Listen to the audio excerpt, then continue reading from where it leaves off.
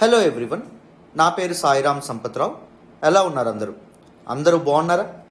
మొత్తానికి మన తెలంగాణ రాష్ట్రంలో నోటిఫికేషన్ల పర్వం మొదలైంది. పెద్ద సంఖ్యలో ఉద్యోగాలతో నోటిఫికేషన్లు రాబోతున్నట్టు మనం వార్తలు వింటూ ఉంటున్నాం. సో ఈ సందర్భంగా చాలామంది స్టూడెంట్స్ సార్ తెలంగాణ ఉద్యమము రాష్ట్ర ఆవిర్భావం చదవడం చాలా ఇబ్బందిగా ఉంది అండ్ ఆ ఫ్యాక్ట్స్ అనాలిసిస్ గుర్తుపెట్టుకోవడం చాలా కష్టంగా ఉంది. సో మీరు వీలైతే క్లాసెస్ చేయండి సార్ అని చెప్పి అన్నారు. ఎందుకు డబ్బులకు చేయాలి? ఫ్రీగా ఉచితంగా మీ అందరికీ క్లాసులు ఇవ్వాలనేటటువంటి ఉద్దేశంతో both English medium and Telugu మీడియంలో క్లాసులు చెప్పాలని చెప్పి నేను నిర్ణయించుకున్నాను. English medium syllabus analysis video నేను ఆల్రెడీ మన ఛానల్లో పోస్ట్ చేస్తున్నాను. ఎవరైనా ఇంగ్లీష్ మీడియం వాళ్ళు ఉంటే ఆ వీడియో అనేది చూడండి. సో ఈ వీడియోలో మనం మన తెలుగు మీడియం విద్యార్థుల కోసం, తెలుగు మీడియం అభ్యర్థుల కోసం, యాస్పిరెంట్స్ కోసం ఈ వీడియో అనేది నేను చేస్తున్నాను. ఈ ఒక్క వీడియో మీరు పూర్తిగా చివరి వరకు ఓపిక్గా ఫోకస్ పెట్టి చూస్తే తెలంగాణ ఉద్యమం మరియు రాష్ట్ర ఆవిర్భావం సిలబస్ ఏదైతే ఉంటుందో దాన్ని మీరు అవపోసన పట్టగలరు. సో ఎప్పుడైనా గుర్తుపెట్టుకోండి, ఏదైనా పరీక్షకి మనం సన్నద్ధమయ్యే ముందు ఆ పరీక్ష యొక్క సిలబస్ ఏదైతే ఉందో, సిలబస్ కమిటీ ప్రిస్క్రైబ్ చేసినటువంటి సిలబస్ ఏదైతే ఉంటుందో దాన్ని మనం కూలంకషంగా కాంప్రహెన్సివ్గా అర్థం చేసుకోవడం అనేటటువంటిది చాలా అవసరం. సో అందుకోసమని మీకు సిలబస్ అండ్ సిలబస్లో ఉన్నటువంటి టాపిక్స్ని సింప్లిఫై చేసేటటువంటి ఉద్దేశంతో నేను ఈ సెషన్ ఫస్ట్ సెషన్గా చేస్తున్నాను. అన్ని క్లాసెస్ని చక్కగా కవర్ చేద్దాం, మీరు అస్సలు వరి అవ్వమాకండి, ఓకేనా? సో జాగ్రత్తగా వినండి, మీకు సిలబస్ పూర్తిగా అర్థమవుతుంది. మరి సిలబస్లోకి వెళ్దామా? వినండి. సో చూడండి అమ్మా, తెలంగాణ ఉద్యమం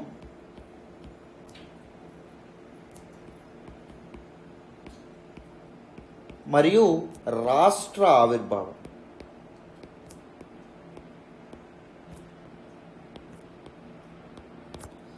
సో మన సిలబస్ కమిటీనే తెలంగాణ ఉద్యమం, Telangana movement and formation of the state సిలబస్ని 3 సెక్షన్స్గా డివైడ్ చేశారు. ఫస్ట్ సెక్షన్ ఏంటండి అంటే తెలంగాణ భావన దశ, ఐడియా ఆఫ్ తెలంగాణ అంటాం. రెండవ ఇంపార్టెంట్ ఫేజ్ ఏంటండి? సమీకరణ దశ.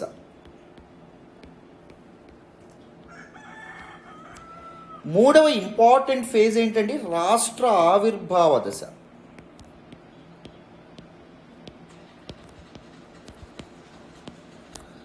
భావన దశ అంటే ఏ సమయం నుంచి ఏ సమయం వరకు? 1948 సెప్టెంబర్ 17వ తారీఖున నిజాం నిరంకుశత్వ పాలన నుంచి హైదరాబాద్ సంస్థానం ఏదైతే ఉంటుందో దానికి స్వాతంత్రం వచ్చినప్పటి నుంచి 1970 1970 వరకు తొలి దశ తెలంగాణ ఉద్యమం అనేటటువంటిది మొదలైనంత వరకు. అండ్ సమీకరణ దశ ఎప్పటి నుంచి ఎప్పటి వరకు? 1971 నుంచి 1990 వరకు. రాష్ట్ర ఆవిర్భావ దశ మీరు చూస్తే 1991 నుంచి 2014 వరకు. జూన్ 2వ తారీఖు 2014 తెలంగాణ అఫీషియల్గా ఆవిర్భవించినటువంటి రోజు వరకు, అధికారికంగా ఆవిర్భవించినటువంటి రోజు వరకు ఉన్నటువంటి కాలాన్ని రాష్ట్ర ఆవిర్భావ దశ అనేటటువంటి పేరుతో పిలుస్తాం. అయితే దిస్ పర్టిక్యులర్ భావన దశ ఏదైతే ఉంటుందో, ఐడియా ఆఫ్ తెలంగాణ ఏదైతే ఉంటుందో, మీకు దానిలో 5 చాప్టర్లు అనేటటువంటివి కనిపిస్తాయి. వెరస్ సమీకరణ దశలో కూడా మీకు 5 చాప్టర్లు అనేటటువంటివి కనిపిస్తాయి. వెరస్ రాష్ట్ర ఆవిర్భావ దశలో కూడా మీకు 5 చాప్టర్లు అనేటటువంటివి కనిపిస్తాయి. 5 + 5 + 5 = 15.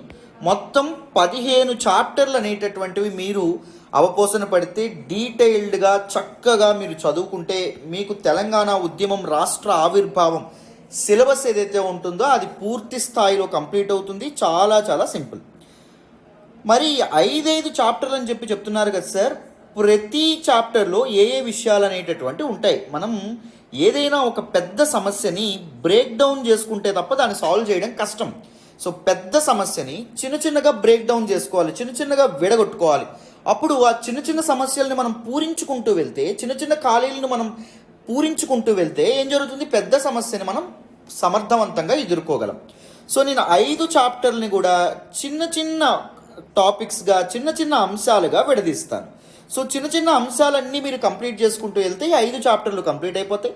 ఈ 5 చాప్టర్లు ఏవైతే ఉన్నాయో దాన్ని కూడా నేను విడదీస్తాను, అండ్ ఈ 5 చాప్టర్లు ఏవైతే ఉన్నాయో వాటిని కూడా నేను విడదీస్తాను. సో సింపుల్ కాన్సెప్ట్స్ అనేటటువంటివి మీరు సింపుల్గా ఒకదాని తర్వాత ఒకటి ఏ పర్టిక్యులర్ సోర్స్ అయినా ఉపయోగించి, సపోజ్ మన క్లాసులు ఏవైతే ఉన్నాయో ఉచిత క్లాసులు మనం కండక్ట్ చేస్తున్నాం, మన క్లాసుల్లో అయినా మీరు నేర్చుకోవచ్చు, లేకపోతే మీ ఓన్గా రెఫరెన్స్ బుక్స్ ఏవైనా తీసుకొని మీరు చదువుకోవచ్చు. ఎలా అయినా సిలబస్ కంప్లీట్ చేయడం అనేటటువంటిది ఇంపార్టెంట్. ఎంత త్వరగా సిలబస్ కంప్లీట్ చేస్తే అంత త్వరగా మీకు విజయం అనేటటువంటిది వస్తుంది. గుర్తుపెట్టుకోండి, ఏ ఎగ్జామ్ అయినా మీరు యూపీఎస్సీకి ప్రిపేర్ అయినా, లేకపోతే ఏపీపీఎస్సీ ప్రిపేర్ అయినా, టీఎస్పీఎస్సీ ప్రిపేర్ అయినా, ఎస్ఐ, కానిస్టేబుల్ ఎలాంటి ఎగ్జామ్స్కి ప్రిపేర్ అవ్వాలన్నా సిలబస్ అనేటటువంటిది చాలా త్వరగా మీరు కంప్లీట్ చేసుకోవాలి, పూర్తి చేసుకోవాలి. ఓకేనా, అది గుర్తుపెట్టుకోండి. మరి భావన దశ, సమీకరణ దశ, రాష్ట్ర ఆవిర్భావ దశలో మనం ఏ విషయాలు మాట్లాడతామో చెప్తాను, వినండి. సో మొదటిది చూడండి నాన్న, మొదటిది ఏంటి? భావన దశ. 1948 నుంచి 1970 వరకు ఈ భావన దశలో మొత్తం ఎన్ని చాప్టర్లు ఉంటాయని మనం చెప్పుకున్నాం? 5 చాప్టర్లు అనేటటువంటివి ఉంటాయి. మొదటి చాప్టర్ ఏంటో చూడండి, చారిత్రక నేపథ్యం.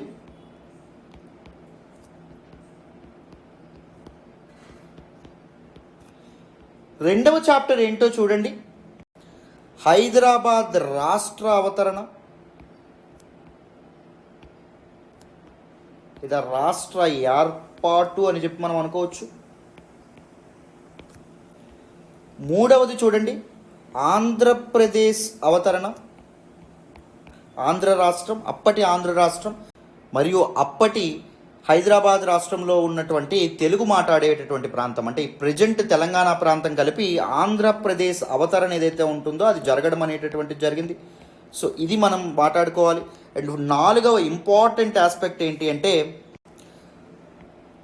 తొలి దశ తెలంగాణ ఉద్యమం,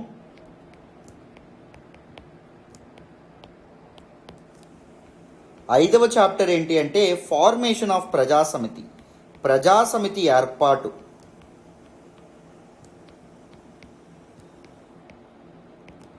మరియు ఉద్యమకాలం. సో ఈ 5 చాప్టర్లు మీరు కంప్లీట్గా అవగాహన అనేటటువంటిది చేసుకుంటే దిస్ పర్టిక్యులర్ భావన దశ ఏదైతే ఉంటుందో అది పూర్తి స్థాయిలో మీకు అర్థమవుతుంది. సో చారిత్రక నేపథ్యంలో మనం ఏం మాట్లాడుకోవాలి? అప్పటి హైదరాబాద్ సంస్థానం ఏదైతే ఉంటుందో, హైదరాబాద్ ప్రిన్స్లీ స్టేట్ అంటాం. హైదరాబాద్ సంస్థానంలో తెలంగాణ ఒక ప్రత్యేకమైనటువంటి సంస్కృతిని ఎలా కలిగి ఉంది, తెలంగాణ యొక్క భౌగోళిక, సాంస్కృతిక, సామాజిక, రాజకీయ, ఆర్థిక అంశాల గురించి మనం పూర్తి స్థాయిలో అవగాహన చేసుకోవాలి. తెలంగాణ ప్రజల గురించి, తెలంగాణలోని కులాల గురించి, తెలంగాణలోని తెగల గురించి, తెలంగాణలోని మతాల గురించి, తెలంగాణలోని కళల గురించి, హస్తకళల గురించి, తెలంగాణలో ఉన్నటువంటి భాషల గురించి, తెలంగాణలో ఉన్నటువంటి యాసల గురించి, తెలంగాణ జాతరల గురించి, తెలంగాణ పండగలు, ఉత్సవాల గురించి, వీటన్నింటి గురించి పూర్తి స్థాయిలో మనం అవగాహన చేసుకోవాలి. అప్పటి సామాజిక పరిస్థితులు, వెట్టి చాకరీ లాంటి సాంఘిక దురాచారాలు, వీటన్నింటినీ మనం పూర్తి స్థాయిలో మొదట అర్థం చేసుకోవాలి. అప్పుడే మనకి ఆన్ ఏ హోల్ తెలంగాణ, పూర్తిగా తెలంగాణ మీద ఒక అవగాహన అనేటటువంటిది వస్తుంది. అప్పుడే మనం తెలంగాణ ఉద్యమం ఏదైతే ఉంటుందో దాన్ని పూర్తి స్థాయిలో అర్థం చేసుకోగలం, పూర్తి స్థాయిలో దాన్ని మనం ఫీల్ అవ్వగలం, రైట్? దాని తర్వాత మనం ఏం మాట్లాడుకుంటాం? హైదరాబాద్ సంస్థానంలో పరిపాలన అనేటటువంటిది ఎలా జరిగేది, అండ్ సాలార్జంగ్ రిఫార్మ్, సాలార్జంగ్ సంస్కరణలు, ఆయన ఇంట్రడ్యూస్ చేసినటువంటి ఆర్థిక సంస్కరణలు కానీ, ఆయన ప్రవేశపెట్టినటువంటి న్యాయ సంస్కరణలు కానీ, వీటన్నింటి గురించి మనం మాట్లాడుకోవాలి. అండ్ దాని తర్వాత మనకి హైదరాబాద్ సంస్థానాన్ని పరిపాలించినటువంటి నిజాంలు ఎవరైతే ఉన్నారో వాళ్ళ నిరంకుశ పాలన నుంచి హైదరాబాద్ ఒక రాష్ట్రంగా ఎలా అవతరించింది, ఆపరేషన్ పోలో అనేటటువంటి భారత సైనిక చర్య ద్వారా అనేటటువంటి విషయం కూడా మనం తెలుసుకోవాలి. సో భారతదేశానికి స్వాతంత్రం ఎప్పుడు వచ్చిందండి? 1947 ఆగస్టు 15వ తారీఖు కదా. 1947 ఆగస్టు 15వ తారీఖున మన భారతదేశంలో ఉన్నటువంటి సంస్థానాలు ఎన్నో తెలుసా? 565 సంస్థానాలు అనేటటువంటి ఉండేవి. చిన్న ప్రిన్స్లీ స్టేట్స్ ఏవైతే ఉంటాయో అవి ఉండడం అనేటటువంటి జరిగేది. సో అప్పుడు భారతదేశాన్ని వదిలి వెళ్తున్నటువంటి బ్రిటిష్ ప్రభుత్వం ఈ 565 సంస్థానాలకి ఒక ఆఫర్ అనేటటువంటిది ఇచ్చింది. ఏంటి సార్ ఆఫర్? ఎయిదర్ జాయిన్ ఇండియాని మీరు జాయిన్ అవ్వచ్చు, ఇండియన్ యూనియన్ భారత యూనియన్లో మీరు జాయిన్ అవ్వచ్చు. రెండవది ఏంటండి, జాయిన్ పాకిస్తాన్లో మీరు జాయిన్ అవ్వచ్చు. మూడవది ఏంటండి అంటే స్వతంత్రంగా కూడా మీ పరిపాలన మీరు సాగించుకోవచ్చు, మీరు స్వతంత్రంగా కూడా ఉండిపోవచ్చు అని చెప్పడం అనేటటువంటిది జరిగింది. ఈ 565 సంస్థానాల్లో 561 సంస్థానాల వరకు ఏం చేసాయి, ఇండియాలో కానీ పాకిస్తాన్లో కానీ జాయిన్ అయినప్పటికీ, పాకిస్తాన్లో కానీ చేరినప్పటికీ ఇంకొక 4 సంస్థానాలు మాత్రం బెట్టు చేయడం అనేటటువంటివి జరిగినాయి. ఆ 4 సంస్థానాలు మనం నార్త్ టు సౌత్ మనం మాట్లాడుకోవాలి, జాగ్రత్తగా వినండి. ఫస్ట్ బెట్టు చేసినటువంటి సంస్థానం ఏంటి అంటే జమ్మూ అండ్ కాశ్మీర్ తర్వాత ఏంటి అంటే జునాగఢ్ సంస్థానం. మూడవది ఏంటి అంటే 565 సంస్థానాల్లోకెల్లా అతిపెద్ద విస్తీర్ణంలో కానీ జనాభాలో కానీ అతిపెద్ద సంస్థానం మన హైదరాబాద్ సంస్థానం. అండ్ దాంతోపాటు నాలుగవది ఏంటి అంటే ట్రావెన్కోర్ సంస్థానం. ఈ 4 సంస్థానాలు బెట్టు చేసినాయి. సో మొత్తానికి జమ్మూ అండ్ కాశ్మీర్ విషయంలో ఏం జరిగిందో మీ అందరికీ తెలుసు. మనం ఇప్పుడు ప్రజెంట్ కాశ్మీర్ ఇష్యూ ఏదైతే ఉంటుందో, కాశ్మీర్ వివాదం ఏదైతే ఉంటుందో దాని యొక్క మూలాలు మనం వెతికితే జమ్మూ అండ్ కాశ్మీర్ అనేటటువంటిది, జమ్మూ అండ్ కాశ్మీర్కి మనం ఇచ్చినటువంటి special provisions article 370, article 35A ద్వారా మనం జమ్మూ అండ్ కాశ్మీర్కి ప్రత్యేకమైనటువంటి ప్రాముఖ్యతను ఇవ్వడం అనేటటువంటిది జరిగింది. జునాగఢ్ ఒక ప్లెబిసైట్ ద్వారా, అంటే ఒక సర్వజన తీర్మానం ద్వారా, అంటే ప్రజలందరికీ ఓటింగ్ అనేటటువంటిది పెట్టారు. జునాగఢ్ ఇండిపెండెంట్గా ఉండాలా, లేకపోతే పాకిస్తాన్తో చేరాలా, లేకపోతే భారతదేశంతో చేరాలా అని ప్రజలందరూ భారతదేశంతో చేరాలని చెప్పి అనుకున్నారు. కాబట్టి జునాగఢ్ భారత యూనియన్లో చేరడం అనేటటువంటి జరిగింది.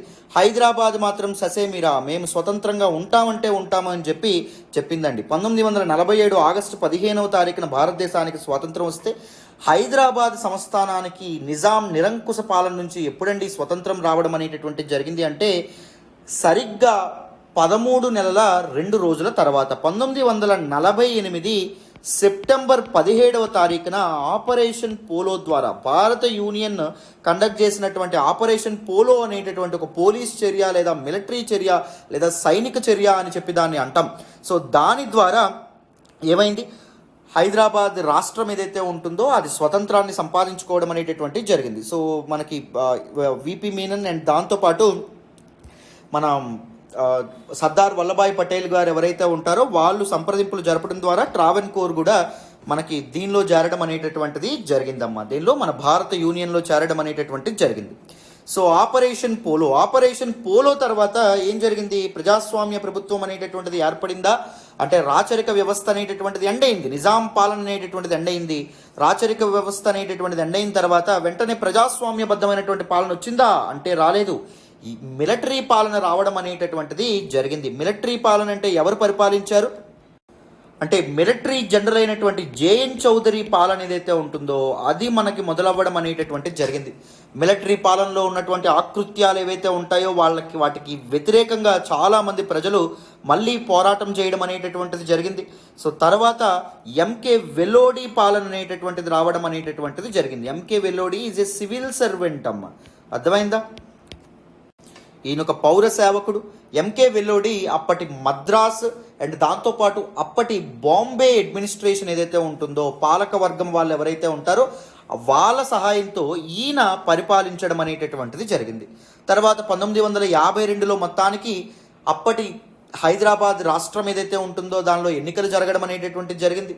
ఈ ఎన్నికల్లో మొదటి ప్రజాస్వామ్యబద్ధమైనటువంటి పాలన ఏదైతే ఉంటుందో అది ఏర్పడింది. ఎవరండి ఏర్పాటు చేశారు అంటే బూర్గుల రామకృష్ణారావు ఏర్పాటు చేయడం అనేటటువంటిది జరిగింది. Very very important.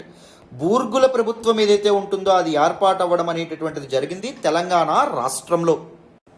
అయితే బాధలన్నీ తొలగిపోయినాయి, మొత్తానికి ప్రజాస్వామ్యబద్ధమైనటువంటి పాలన ఏర్పడింది అనుకునే లోపే 1952 ఎన్నికల తర్వాత ముల్కీ ఉద్యమం అనేటటువంటి ఒక ఉద్యమం ఏదైతే ఉంటుందో అది మొదలవ్వడం అనేటటువంటిది జరిగింది. ముల్కీ ఉద్యమం అంటాం. ముల్కీ అంటే అర్థం ఏంటండి? ముల్క్ అంటే దేశము అని చెప్పి అర్థం, ముల్కీ అంటే దేశస్థుడు అని చెప్పి అంటారు. ముల్క్ అంటే స్థానము అని అర్థం, ముల్కీ అంటే స్థానికుడు అని అర్థం. నేటివ్ లేదా లోకల్ పీపుల్ అనేటటువంటి పేరుతో పిలవడం అనేటటువంటిది జరుగుతుంది. సో ముల్కీ ఉద్యమం ఇక్కడ ఉన్నటువంటి స్థానికులు వాళ్ళ యొక్క హక్కుల కోసం పోరాటం చేయడం అనేటటువంటిది మొదలుపెట్టారు. అయితే 1952లో ఇక్కడ మన హైదరాబాద్ రాష్ట్రంలో దిస్ పర్టిక్యులర్ ముల్కీ ఉద్యమం అనేటటువంటిది జరుగుతుంటే సరిగ్గా అదే సమయంలో అక్కడ మద్రాస్ రాష్ట్రం ఏదైతే ఉంటుందో అక్కడ విశాలాంధ్ర ఉద్యమం అనేటటువంటిది మొదలైంది. మద్రాస్ రాష్ట్రంలో ఉన్నటువంటి తెలుగు మాట్లాడేటటువంటి ప్రజలు మా హక్కుల సంరక్షణకై మాకు ఒక ప్రత్యేక రాష్ట్రం కావాలని చెప్పి తిరగబడ్డం అనేటటువంటిది మొదలుపెట్టారు. సో విశాలాంధ్ర ఉద్యమంలో భాగంగా పొట్టి శ్రీరాములు గారు ఆమరణ నిరాహార దీక్ష చేయడం అనేటటువంటిది జరుగుతుంది. ఆమరణ నిరాహార దీక్షలో భాగంగా పొట్టి శ్రీరాములు గారు వీరమరణం పొందిన తర్వాత ఆంధ్ర రాష్ట్ర అవతరణ ఏదైతే ఉంటుందో అది జరుగుతుందండి. మొదటి ముఖ్యమంత్రిగా ఎవరుంటారు? టంగుటూరి ప్రకాశం పంతులు గారు ఉండడం అనేటటువంటిది జరుగుతుంది. అవన్నీ వేరే ఫ్యాక్ట్స్, మనం ఇంకొకసారి వాటన్నిటి గురించి మాట్లాడదాం.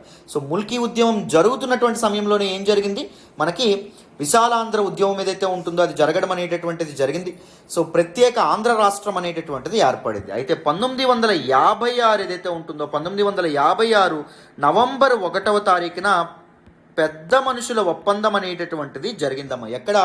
ఢిల్లీలోని హైదరాబాద్ హౌస్లో జరగడం అనేటటువంటిది జరిగింది. 1956 నవంబర్ 1వ తారీఖున జరిగినటువంటి ఈ పర్టిక్యులర్ పెద్ద మనుషుల ఒప్పందం, జెంటిల్మెన్ అగ్రిమెంట్ అని చెప్పి అనడం అనేటటువంటిది జరుగుతుంది. ఈ పెద్ద మనుషుల ఒప్పందంలో 8 మంది సభ్యులు పార్టిసిపేట్ చేశారు. అప్పటి తెలంగాణ ప్రాంతం నుంచి 4, అప్పటి ఆంధ్ర ప్రాంతం నుంచి 4 పార్టిసిపేట్ చేయడం అనేటటువంటిది జరిగింది.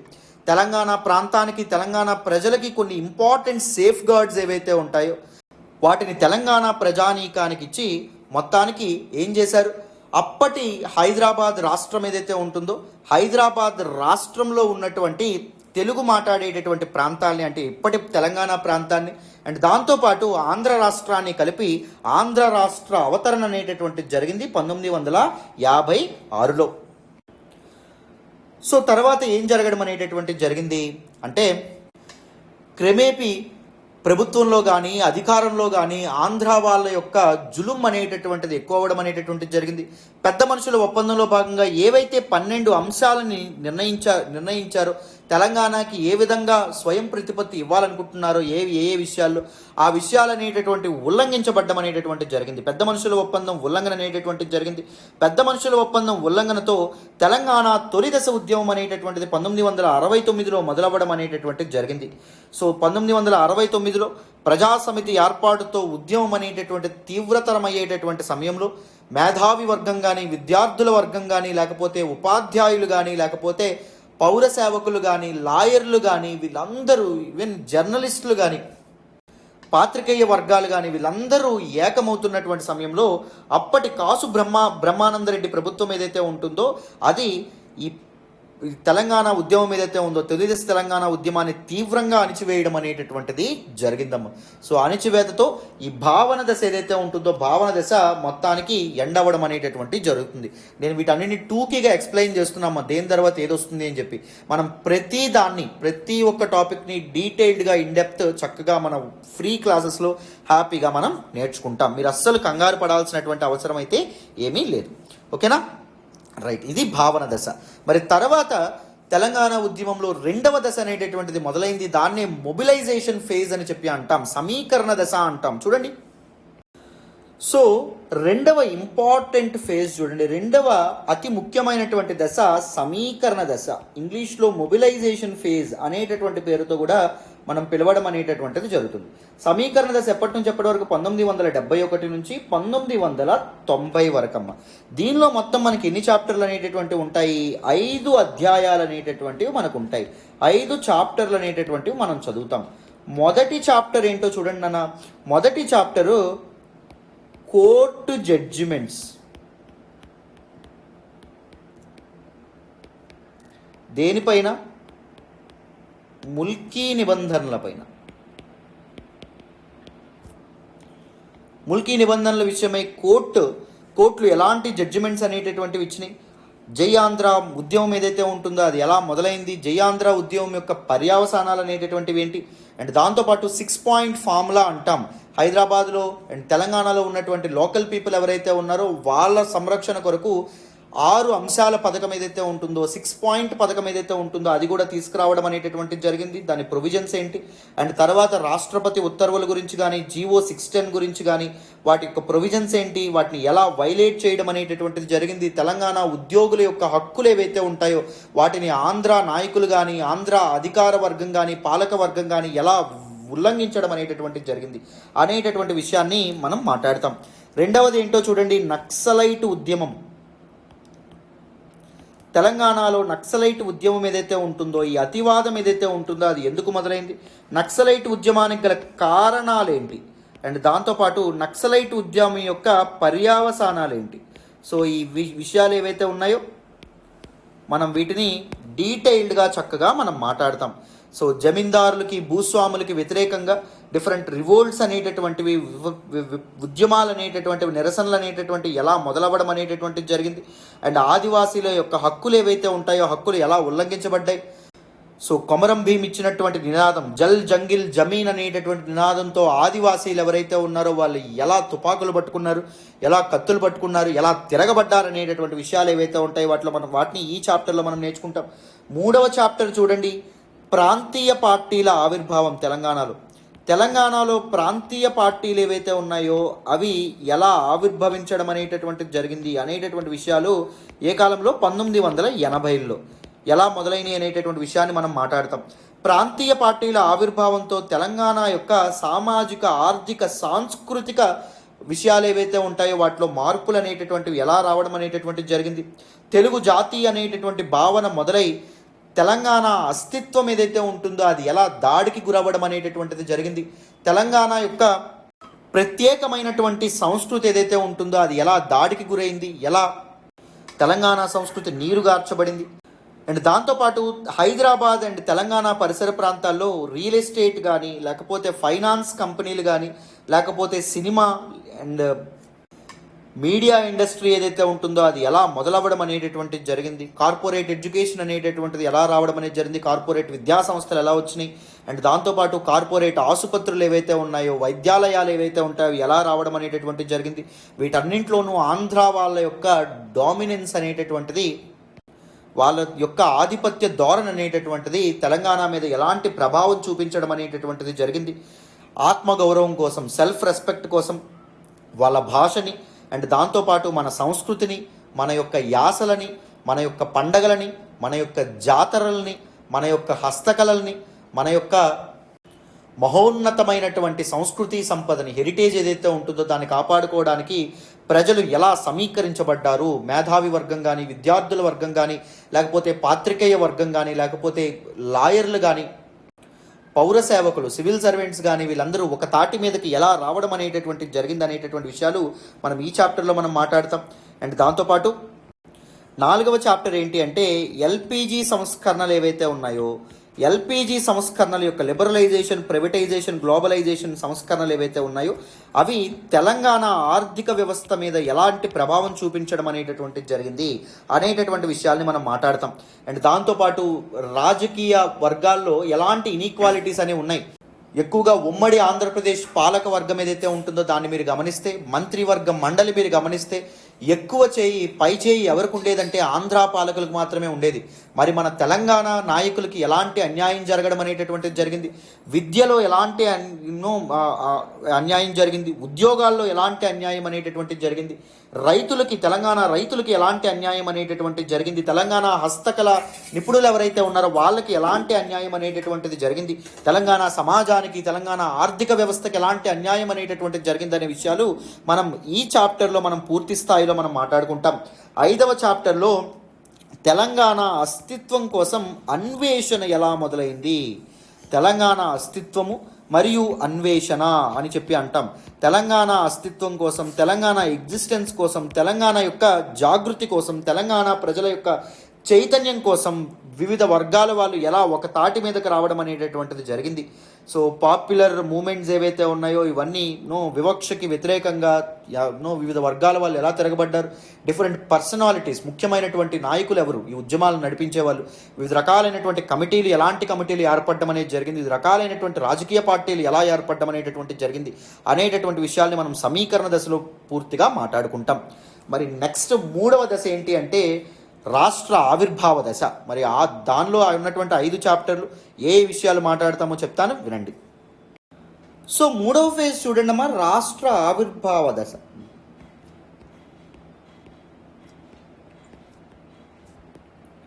రాష్ట్ర ఆవిర్భావ దశ ఎప్పటి నుంచి ఎప్పటి వరకు? 1991 నుంచి 2014లో తెలంగాణ రాష్ట్ర ఆవిర్భావం అయినంత వరకు మధ్యలో ఉన్నటువంటి పీరియడ్ ఏదైతే ఉంటుందో, కాలం ఏదైతే ఉంటుందో దాన్ని రాష్ట్ర ఆవిర్భావ దశగా మనం పేర్కొంటాం.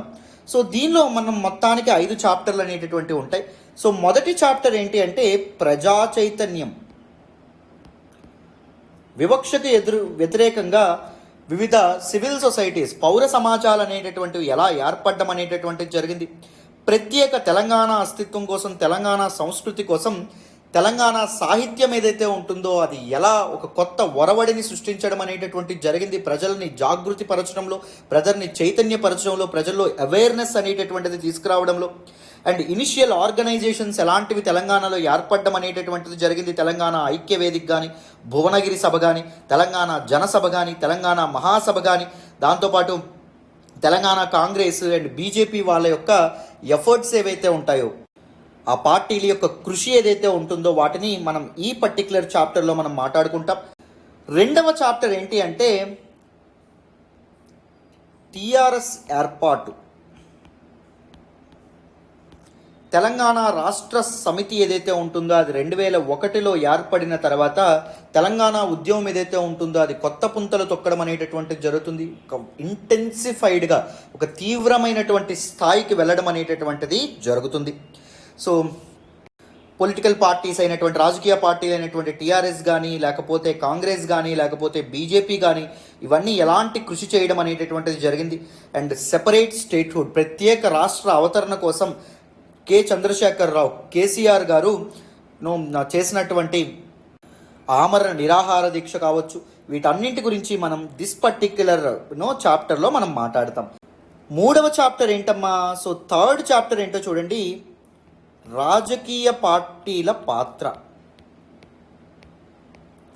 తెలంగాణ ఉద్యమంలో రాజకీయ పార్టీలు ఎలాంటి పాత్ర పోషించడం అనేటటువంటిది జరిగింది. TRS, Congress, BJP, left parties అయినటువంటి కమ్యూనిస్ట్ పార్టీస్ అయినటువంటి సిపిఐ ఇలాంటివి కూడా, అండ్ టీడీపీ, అప్పటి Telugu Desam party, MIM party, so ఇలాంటి రాజకీయ పార్టీలు ఏవైతే ఉన్నాయో, అండ్ ప్రాంతీయ పార్టీలు అయినటువంటి తెలంగాణ ప్రజా ఫ్రంట్ కానీ, తెలంగాణ యునైటెడ్ ఫ్రంట్ కానీ, దళిత బహుజన సంఘాలు ఏవైతే ఉన్నాయో అవి, అండ్ దాంతోపాటు తెలంగాణ ఉద్యమాన్ని ఆర్గనైజ్ చేస్తున్నటువంటి, ముందుండి నడిపిస్తున్నటువంటి వేరువేరు కమిటీస్ కానీ, లేకపోతే వేరువేరు ఆర్గనైజేషన్స్ ఏవైతే ఉన్నాయో వాటన్నింటి గురించి మనం మాట్లాడతాం. అండ్ దాంతోపాటు ఎంతోమంది విద్యార్థులు తెలంగాణ ప్రత్యేక రాష్ట్ర సాధన కోసం ఆత్మహత్యకు పాల్పడడం అనేటటువంటిది జరిగింది. అలాంటి వీర మరణాలు ఏవైతే ఉంటాయో వాటి గురించి కూడా మనం మూడవ చాప్టర్లో మనం మాట్లాడతాం.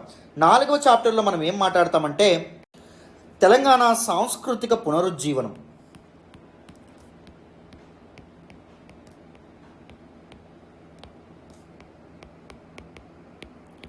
పునరుజ్జీవనం అంటే రీబర్త్ అని చెప్పి అర్థం, లేదా పునరుజ్జీవనం అంటే మనం ఏం చెప్పుకోవచ్చు అంటే రివైవలిజం అని చెప్పి అర్థం. తెలంగాణ సంస్కృతి మళ్ళీ కొత్త ఫార్మ్స్ అనేటటువంటివి ఎలా సంతరించుకుంది, మళ్ళీ తిరిగి ఒక పతాకమై ఎలా లేవడం అనేటటువంటిది జరిగింది, ఎలా ఎగరడం అనేటటువంటిది జరిగింది. తెలంగాణ సాహిత్యం కానీ, తెలంగాణ కళలు కానీ, తెలంగాణ రచయితలు కానీ, తెలంగాణ కవులు కానీ, తెలంగాణ గేయ రచయితలు కానీ, తెలంగాణ గేయకారులు కానీ, తెలంగాణ మేధావులు కానీ, తెలంగాణ కళాకారులు కానీ, తెలంగాణ పాత్రికేయులు కానీ, తెలంగాణ విద్యార్థులు కానీ, తెలంగాణ ఉద్యోగులు కానీ, తెలంగాణ అడ్వకేట్లు కానీ, తెలంగాణ వైద్యులు కానీ, ఎన్ఆర్ఐలు కానీ, లేకపోతే ప్రవాస భారతీయులు కానీ, తెలంగాణకు చెందినటువంటి ప్రవాస భారతీయులు కానీ, లేకపోతే తెలంగాణ మహిళలు ఎవరైతే ఉన్నారో మహిళలు, అండ్ దాంతోపాటు పౌర సమాజాలు ఏవైతే ఉంటాయో ఇవన్నీ ఒక మామూలు యాజిటేషన్ ఏదైతే ఉంటుందో దాన్ని ఒక మాస్ మూమెంట్గా, ఒక మహా విప్లవ స్థాయికి ఎలా పట్టుకెళ్ళినాయి. ఉద్యమం అనేటటువంటి తారాస్థాయికి ఎలా చేరుకోవడం అనేటటువంటిది జరిగింది. ప్రతి ఒక్క వ్యక్తి గొంతులో కూడా తెలంగాణ నినాదం, ప్రత్యేక తెలంగాణ కోసం కృషి చేయాలనేటటువంటి తపన అనేటటువంటిది ఎలా పుట్టడం అనేటటువంటిది జరిగింది. దీన్ని మనం 4వ చాప్టర్లో మాట్లాడతాం. 5వ చాప్టర్లో మనం ఏం మాట్లాడతామంటే పార్లమెంటరీ ప్రక్రియ. మొత్తానికి ప్రత్యేక తెలంగాణ రాష్ట్ర సాధన ఏదైతే ఉంటుందో అది ఎలా మొదలైంది, పార్లమెంటులో ఎలా మొదలైంది, అప్పుడు చోటు చేసుకున్నటువంటి డిఫరెంట్ నాటకీయ పరిణామాలు ఏవైతే ఉంటాయి అవి శ్రీకృష్ణ కమిటీ రిపోర్టులు కావచ్చు, లేకపోతే తెలంగాణ పార్లమెంటు సాక్షిగా తెలంగాణని అప్పటి కేంద్ర ప్రభుత్వం ప్రత్యేక రాష్ట్రంగా డిక్లేర్ చేయడం కావచ్చు, Telangana and Andhra Pradesh state reorganisation act of 2014 దాని గురించి కూడా మనం మాట్లాడతాం. అండ్ తర్వాత ప్రత్యేక తెలంగాణ రాష్ట్రంలో ఏర్పడినటువంటి మొదలైనటువంటి ఎన్నికలు కానీ, అండ్ మొదటి ప్రజాస్వామ్య ప్రభుత్వంగా ప్రత్యేక తెలంగాణ రాష్ట్రంలో టీఆర్ఎస్ పార్టీ ఏదైతే ఉంటుందో అది ప్రభుత్వం ఏర్పాటు చేయడం అనేటటువంటిది జరిగింది. సో వీటన్నింటినీ మనం దిస్ పర్టికులర్ చాప్టర్లో డీటెయిల్డ్గా మాట్లాడతాం. Very very very important chapter ఇది కూడా. దీని నుంచి కూడా మీకు క్వశ్చన్స్ ఎక్కువగా వచ్చేటటువంటి అవకాశం ఉంటుంది. సో ఈ అన్ని ఇంపార్టెంట్ ఈవెంట్స్ ఏవైతే ఉంటాయో, ఈ నాటకీయ పరిణామాలు ఏవైతే ఉంటాయో, ఈ సంఘటనలు ఏవైతే ఉన్నాయో మీ కళ్ళ ముందు పెట్టేలాగా, మీ కళ్ళకు కట్టినట్టు చెప్పే బాధ్యత నాది. అండ్ దాంతోపాటు క్లాసులు వింటే ఫ్యాక్ట్స్ గుర్తుపెట్టుకోవడమే కాకుండా మీరు ఎనలైజ్ చేయగలుగుతారు. ఎందుకు అలాంటి పరిస్థితులు అనేవి ఉన్నాయి, ఎందుకు తెలంగాణలోని సాంఘిక దురాచారాలకు కారణం ఏంటి, తెలంగాణ సంస్కృతి అనగదొక్కబడ్డానికి కారణాలు ఏంటి, వీటన్నింటి గురించి నేను పూర్తి స్థాయిలో మీకు చెప్తాను. ఒక తెలంగాణ ఉద్యమం ఎంత అద్భుతమైనటువంటి స్థాయిలో జరిగిందో మన క్లాసులు కూడా తెలంగాణ ఉద్యమ స్థాయిలోనే ఉంటాయి, నాది హామీ. ఓకేనా? సో చక్కగా మీ ఫ్రెండ్స్ కానీ లేకపోతే ఎవరైతే తెలంగాణ ఉద్యమం నేర్చుకోవడంలో ఎవరైతే ఇబ్బంది పడుతున్నారో వాళ్ళందరికీ మన క్లాసెస్ ఏవైతే ఉంటాయో వాటిని షేర్ చేయండి. అండ్ తెలంగాణ ఉద్యమ స్ఫూర్తి ఏదైతే ఉంటుందో దాన్ని ప్రేరణగా చేసుకొని దాని నుంచి ప్రేరణ పొంది మీరు కూడా ఒక మంచి ఉద్యోగంలో స్థిరపడేలాగా కృషి చేయాలి, ప్రయత్నించాలి. ఓకేనా? లక్ష్యం ఒక్కటే మీ కంటి ముందు ఉండాలి. దానికోసం ఉద్యమం స్థాయిలో మనం ఏం చేయాలి, కష్టపడాలి. సో తెలంగాణ ఉద్యమం నుంచి కూడా మీకు చాలా స్ఫూర్తిదాయకమైనటువంటి సంఘటనలు ఉంటాయి, చాలా త్యాగాలు ఉంటాయి, ఒక మహనీయుల గురించి కూడా మనం మాట్లాడుకుంటాం. So brace your self for a wonderful journey. So for 1 month or 2 months మనం ఒక అద్భుతమైనటువంటి ప్రయాణానికి మనం పునాది వేశాం. సో నాతో పాటు ఈ ప్రయాణంలో ప్రయాణించడానికి సిద్ధం కండి. సో వీలైతే మన వీడియోని లైక్ చేయండి, ఎక్స్ప్లెనేషన్ వస్తున్నట్టయితే కామెంట్ చేయండి. మీ ఫ్రెండ్స్ అండ్ ఫెలో ఆస్పిరెంట్స్కి కూడా ఈ ఫ్రీ క్యాంపెయిన్, ఈ ఫ్రీ ఇనిషియేటివ్ అనేటటువంటిది రీచ్ అవ్వాలి అంటే వాళ్ళకి షేర్ కూడా చేయండి. అండ్ ఛానల్ని ఎవరైనా సబ్స్క్రైబ్ చేసుకోకపోతే ఇంకా సబ్స్క్రైబ్ కూడా చేసుకోండి. Thank you so much for all the support and all the love so far. Thank you so much అమ్మ. బాయ్ నాన్న.